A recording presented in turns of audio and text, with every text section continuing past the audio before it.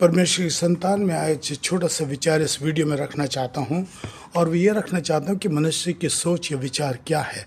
और वो सोचता है कि इस संसार की भोग विलास और सब कुछ करके मैं शांति संतुष्टि और आनंद प्राप्त कर सकता हूँ। कितनी छोटी सी सोच है उसकी।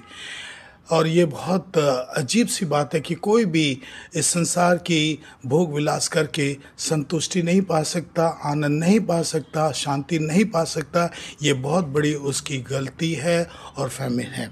इसलिए आज मैं थोड़ा सा बताना चाहता हूँ।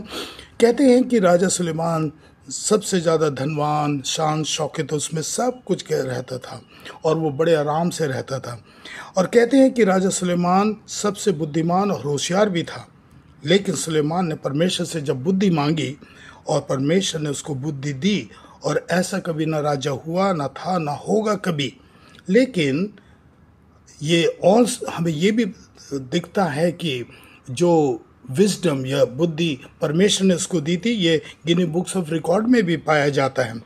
यही राजा सुलेमान वर्णन करता है और कहता है कि संतुष्टि, शांति और अच्छा जीवन पाने के लिए इस संसार के सारे भोग विलास और संपत्ति मनोरंजन करके आनंद पाने का सब कुछ उसने प्रयोग किया। मगर अफसोस कि लेकिन कभी भी उसको इतना करने पर भी कोई संतुष्टि आनंद उसको नहीं मिला। और ये बड़े अफसोस से उसने कहा कि मुझे ये सब कुछ संतुष्टि करने के बाद भी मुझे कोई आनंद नहीं मिला। आखिर में